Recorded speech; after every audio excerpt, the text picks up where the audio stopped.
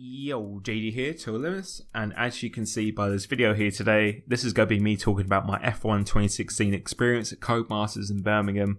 And first of all, I just want to thank Codemasters, Formula 1 game, Lee Mather, Paul Gill, Luke Stevenson, David Greco, and I actually deal with the handling, and a lot of other developers who were involved in the process. I just want to thank you so much for this opportunity to actually bring the community members of the community in, to actually give feedback and actually criticize the game, and also say what we love about this new game as well. And for me, playing the F1 games for 5 years, I never thought I would have this opportunity to come and actually give feedback on the game that I love playing, because I just love playing the F1 games as much as I maybe rage and stuff sometimes. I just love playing, and just that competitive environment, that's something I'd absolutely strive for. And in this video, I'm just going to be talking about my experience and my genuine thoughts about the game, because I went in with a completely open mind coming into this, and I've been very critical of Codemasters in the past of the F1 games. So just giving you my actual genuine thoughts and where I think this game's direction is going to go, and just confirming some features about the game, what I can confirm, because I am under NDA contract. So in the comments, if you want to ask me things, there's some things that I will not be able to say. So there'll be quite a lot of features that I can't confirm that are in the game until the later stage.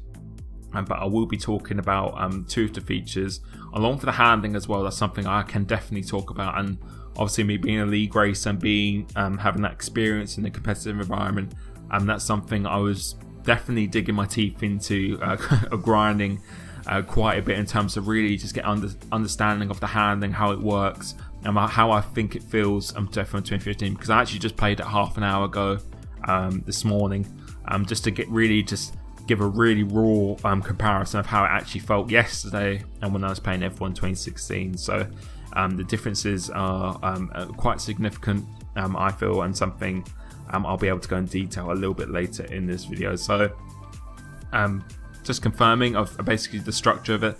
It was myself, X-Mag, Arava, Team at Marduk, and Alex Gillen. People you all know, I'm sure. They were invited into the actual testing, and there was also 3 forum members who actually, I believe a couple of them actually do league racing AOR as well on the PS4. They were invited as well into the actual process. So we arrived on the Monday at the Codemaster Studios, and just had a presentation of basically outlining all the features of the game, exactly how it works, and just a direction of where they feel they want to take this game and into future titles as well. And it was just so awesome to really just be a part of that, just really to understand the background of why certain features have been into the game and why certain features have been taken out.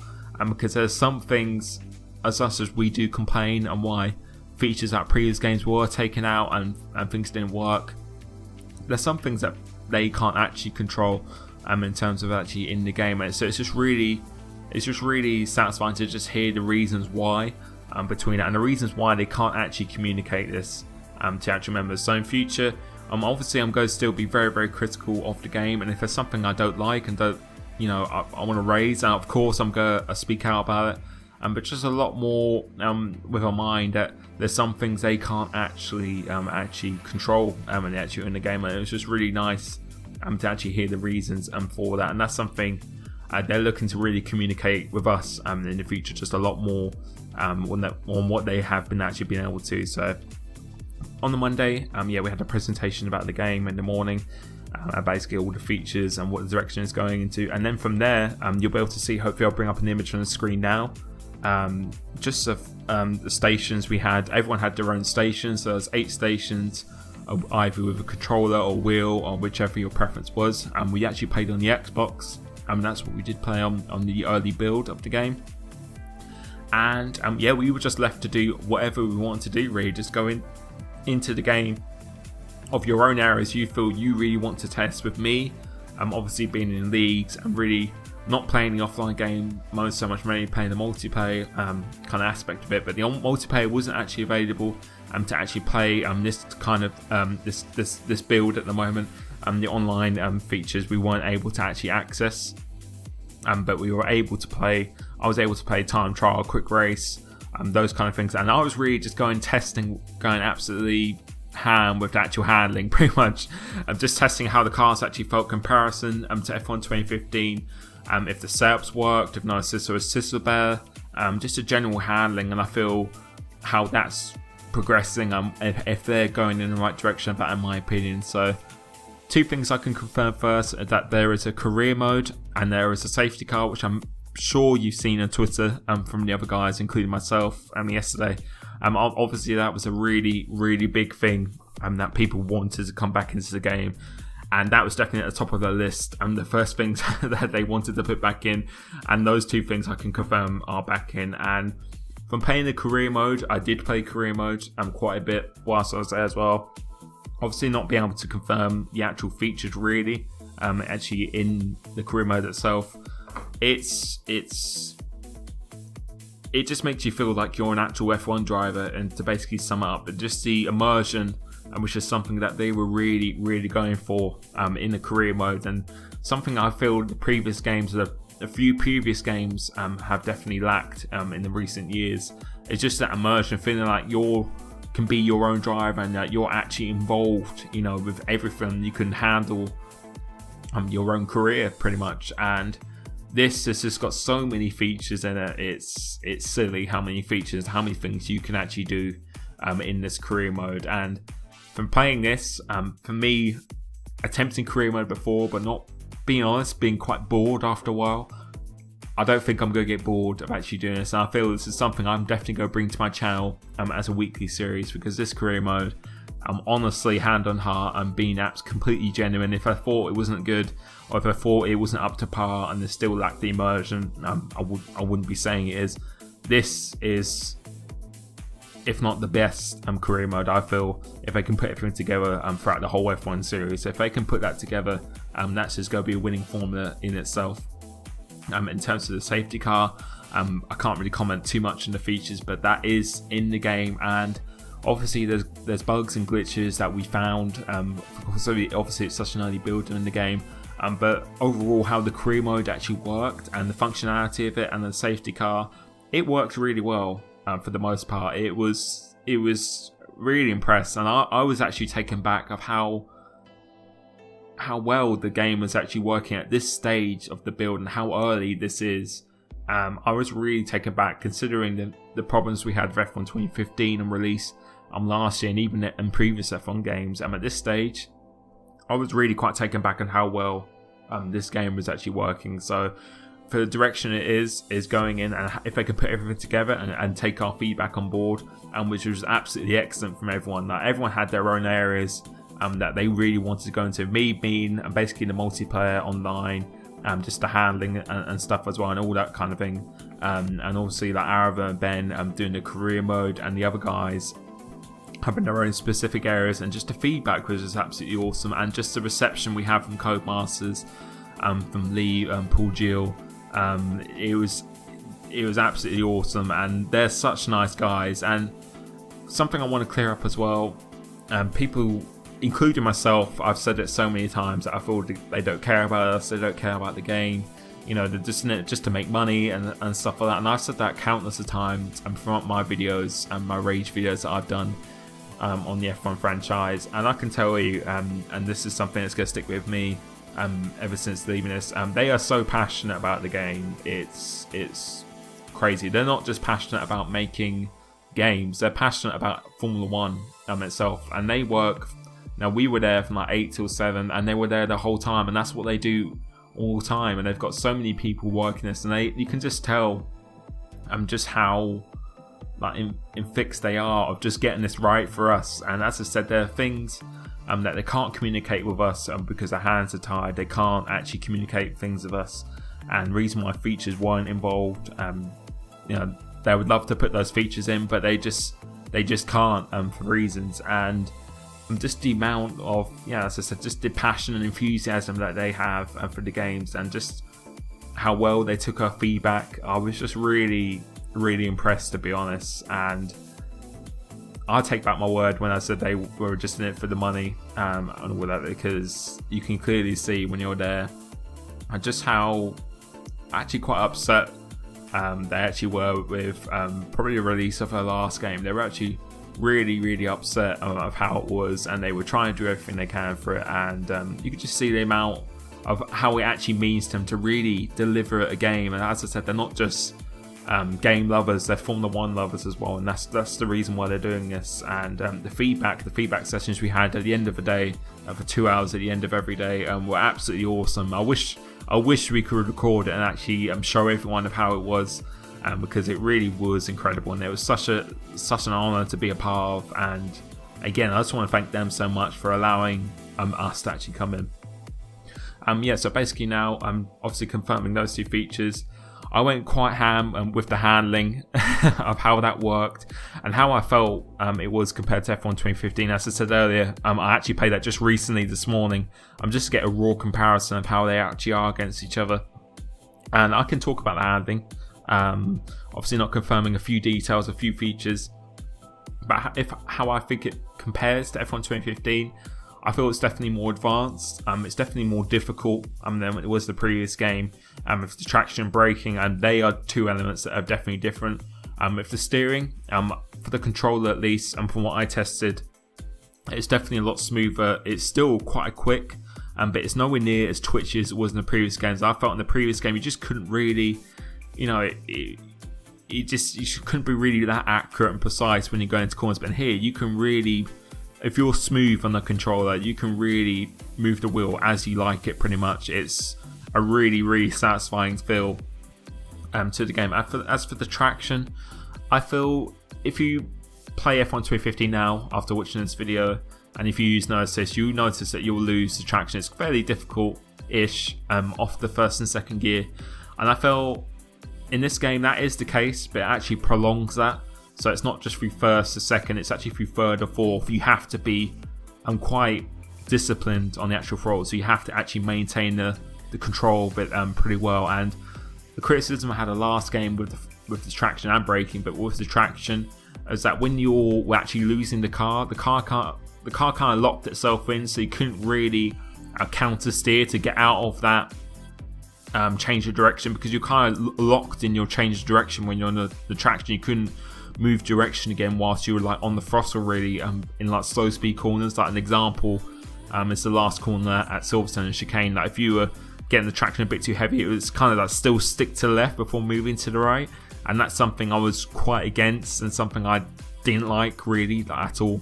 But in this game that doesn't really seem to be the case at all. You have to be very precise in your throttle, but you can, if you've got really good reactions, and counter that. If you do it early enough, you can still change direction relatively quickly, and that's something I feel is definitely going to separate the more experienced high skill players against maybe the casual players, because I felt in the last game it was a bit too easy just to pick up and play. In my opinion, I felt it was a bit too easy, and then it was easy to really just get to that limit of what you could do in there, and that's why everyone was so close. There was no real, on F1 games and leagues and stuff, there was no real like standout players like who really like topped the charts and really pushed it to the limits, because I felt you just couldn't. And with this, I feel with this game you can definitely do that, and I feel the skill gap is definitely going to be increased for this game. As for the braking though, it's fairly similar, I would say, to F1 2015. But a problem I had with F1 2015, I felt the brakes, sometimes when you braked at the same point on the lap, and with the same pressure as well, the car would just sometimes lose itself. It would sometimes become really unbalanced and really unstable, and that's something I was a bit critical of. But obviously if you make a mistake and you lock up, then yeah, I would expect the car to be unbalanced. But if you're braking at the same pressure and point every lap, one lap it's fine going into it, another laps it's not, it just the car sticks out, and that just made consistency be so difficult. And again, that's what I feel the top players, the really hardcore players of the game are best at, is just the consistency to always nail those traction zones, braking zones every single time, and get the right pressure amount and feedback into the actual controls. And I feel in this game you can definitely be a lot more consistent as long as you actually get it right. But if you get it wrong, it will definitely punish you. It will definitely make the car very unstable. So you need to be pretty precise on your throttle and braking. And I feel, especially the traction, I feel that's definitely a fairly big step up in terms of the difficulty, because you cannot just go full throttle, come out of corners, and once you pass second gear, then that's it. That's really is not the case. You really do need to be pretty precise. And as I said, the steering seems to be very, very smooth as well.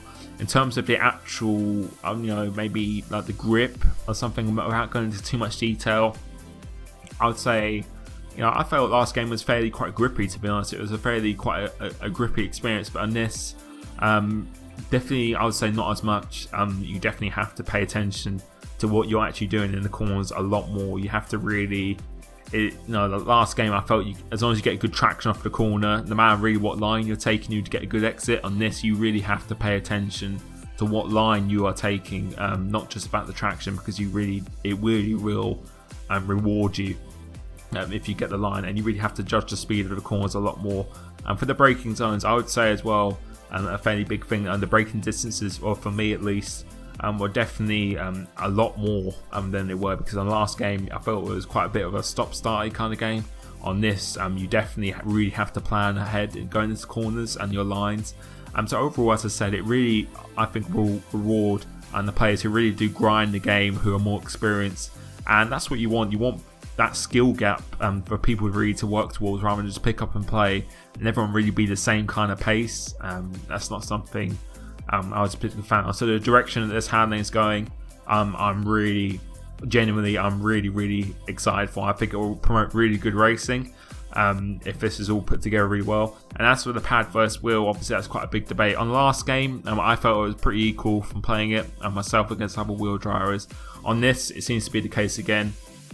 From playing time trial quite a bit, I managed to get quite a lot out of the car as well. I feel reaching the limits on some of the tracks as well. And David Greco, who's the wheel developer for the game, pretty much we were comparing times, and they're pretty much the same for most tracks. So in terms of the equal balance between cars, or between the different controller inputs, I think they're pretty much almost close as you can get, and I'm very, very happy with that.